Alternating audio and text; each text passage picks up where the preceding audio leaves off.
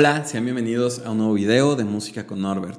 El día de hoy vamos a desentrañar uno de los temas probablemente más tristes en la historia del rock and roll, una balada que después de conocer su origen podemos decir que es desgarradora. Estamos hablando de Tears in Heaven de Eric Clapton. Y bueno, Eric Clapton no necesita presentación, forma parte de la realeza del rock and roll y es uno de los primeros y más importantes íconos de la guitarra.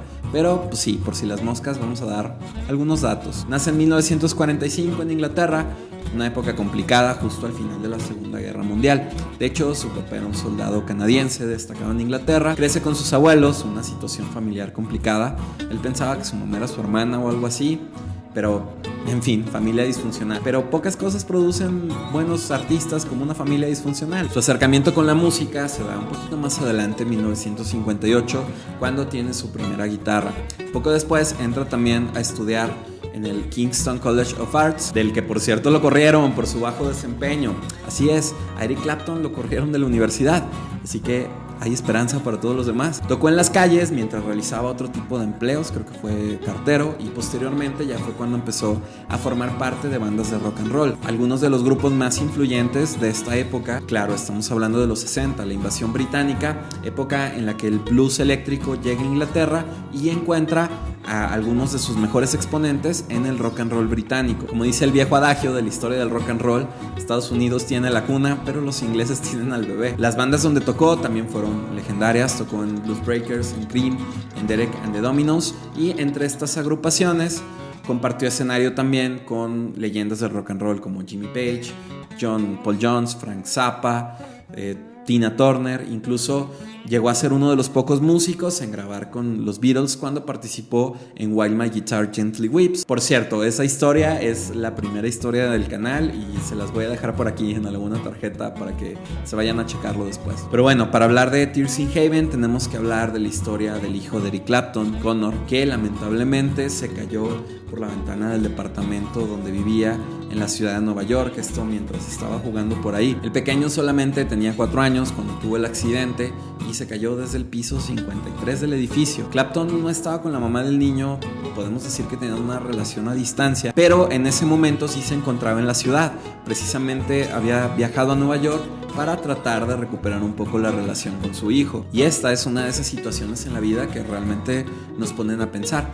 En entrevistas, Clapton ha dicho que justo un día antes del accidente pasó un día increíble con su hijo en la ciudad, cosa que lo hizo pensar en muchas cosas, pensar en que ya era tiempo de madurar y dejar atrás un poquito su pasado tortuoso. Y es que venían tiempos muy complicados, era 1991, durante las décadas anteriores tuvo muchos problemas con el alcohol y con las drogas.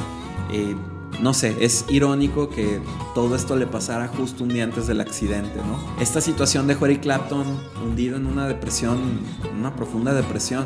Se alejó de la música por un tiempo y básicamente se dedicó a reflexionar en lo sucedido. 9 meses después, mientras abría algunas cartas de condolencia que le habían mandado, encontró una que Connor le había enviado un tiempo antes, que se había quedado como traspapelada, y él lo sintió como una señal. Fue el punto decisivo que lo motivó para dejar todos los vicios que lo aquejaban. Entonces decidió que si podía pasar por todo eso sin alcohol, podría pasar prácticamente por cualquier cosa.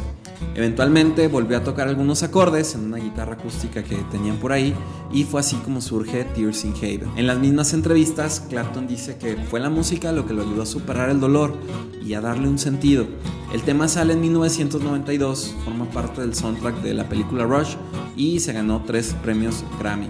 Aunque creo que es más emocional la versión del Unplugged en 1993, se convirtió en una de sus canciones favoritas, que de hecho no ha dejado de interpretar en ningún concierto. Y si analizamos la letra, pues obvio la historia cobra sentido. Me reconocerías, me darías la mano si te viera en el cielo. Creo que en la composición cuenta la historia como si Clapton estuviera soñando por un momento, fuera al cielo y se encontrara a su hijo. Esto por la parte que dice que tiene que seguir su camino, tiene que continuar porque no pertenece al cielo. Es obvio que la canción refleja los sentimientos de un hombre completamente destrozado.